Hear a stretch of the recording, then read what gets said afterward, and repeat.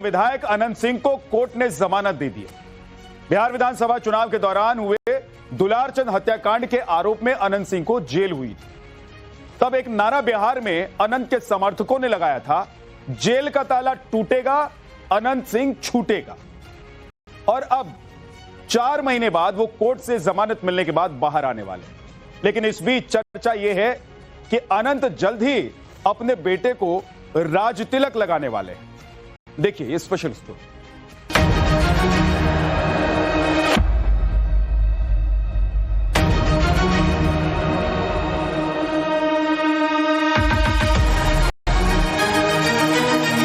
हम आ रहे हैं।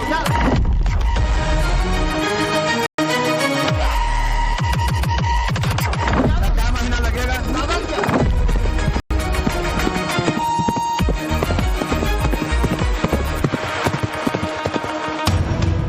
अभी 3 दिन नहीं हुए थे जब बिहार में राज्यसभा के चुनाव में वोट डालने के लिए पटना की बेऊर जेल से मोकामा विधानसभा से जेडीयू के बाहुबली विधायक अनंत सिंह पहुंचे।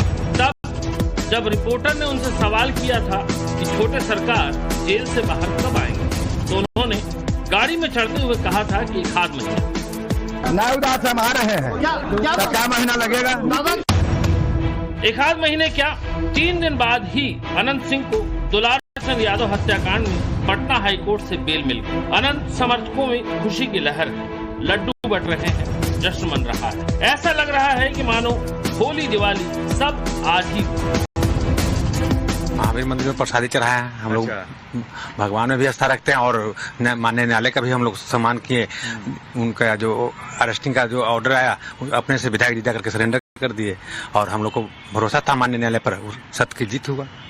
लगता था कि अब जल्दी निकल जाएंगे, क्योंकि जब विधानसभा में पहुंचे थे राज्यसभा के दौरान वोटिंग करने के लिए, तो उन्होंने कहा था कि जल्दी आ जाएंगे बाहर। हाँ, तो उम्मीद थी। हाँ, उम्मीद थी। उनको माननीय न्यायालय पर भरोसा था क्योंकि उनको गलत तरह से फंसाया जा रहा था। जश्न यही नहीं थमने वाला है।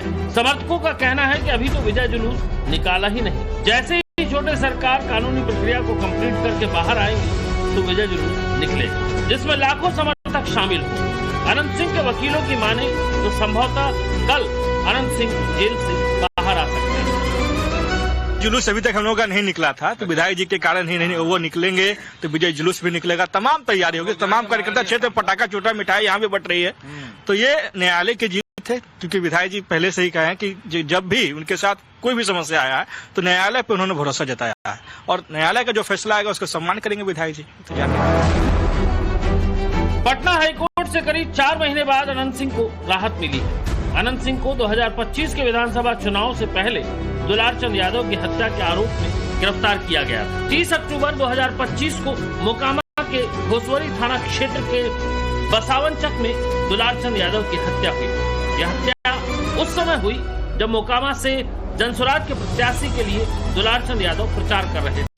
हत्या का आरोप अनंत सिंह पर लगा था। चुनावी प्रक्रिया के बीच 1 नवंबर की रात अनंत सिंह को पुलिस ने गिरफ्तार कर लिया। इसके बाद 2 नवंबर को कोर्ट में पेश करने के बाद उन्हें बेऊर जेल में न्यायिक हिरासत में रखा गया। अनंत सिंह ने जेल में रहते हुए मोकामा विधानसभा सीट से चुनाव लड़ा और जीत भी हासिल की। MP-MLA कोर्ट ने विधायक अनंत सिंह को दुलारचंद यादव हत्याकांड के मामले में जमानत देने से इनकार कर दिया था, लेकिन हाईकोर्ट से उन्हें बड़ी राहत मिली। मोकामा से जेडीयू के बाहुबली विधायक अनंत सिंह को पटना हाईकोर्ट से बड़ी राहत मिली है। दुलारचंद यादव हत्याकांड मामले में उनको पटना हाईकोर्ट ने जमानत दी है।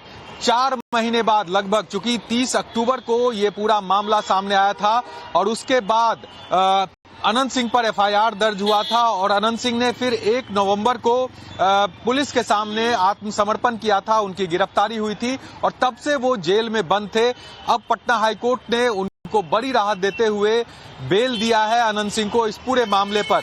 चूंकि चुनाव का वक्त था जब ये घटना घटी थी, इसको लेकर सियासत और राजनीति भी जमकर हुई थी और आखिरकार अनंत सिंह को सरेंडर करना पड़ा था पुलिस के सामने और फिर लगातार जो कानूनी प्रक्रिया है वो इस पूरे मामले में चली।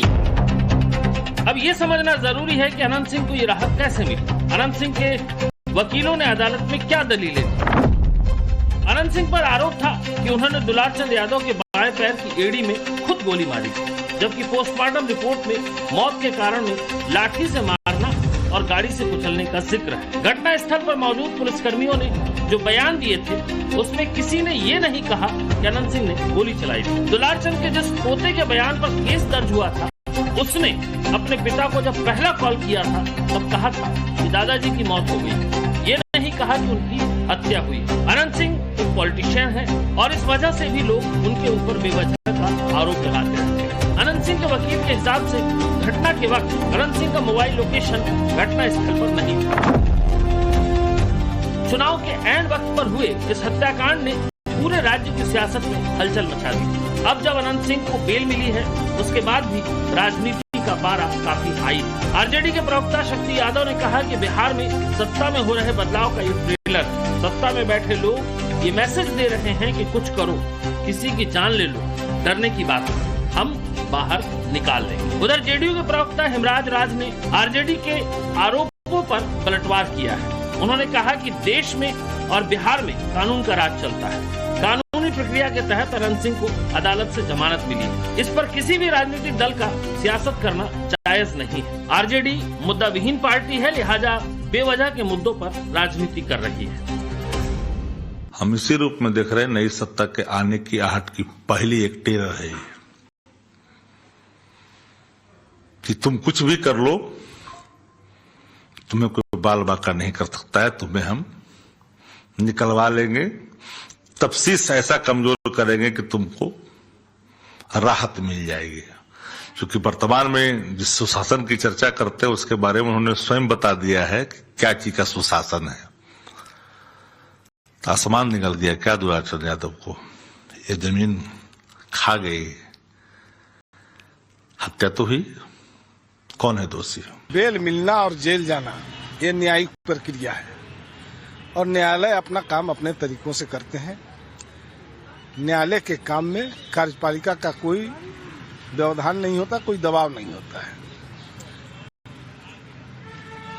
विपक्ष कह रही है कि सरकार बदलने की बात ही हो रही है, मुख्यमंत्री बदलने की बात करो, उससे पहले ही जेल का गेट खुल गया। देखिए, मैंने तो बताया कि न्यायालय का काम अपने तरीकों से, कानूनी तरीकों से संपन्न होता है और इसमें कार्यपालिका के किसी भी राजनेताओं का या किसी भी व्यक्ति का कोई प्रभाव काम नहीं करता है। और जो लोग आरोप लगा रहे हैं, दरअसल वो आरोपों से घिरे हुए लोग हैं, वो हमेशा सवाल खड़ा करते रहते हैं लेकिन उनके सवालों में कोई दम नहीं।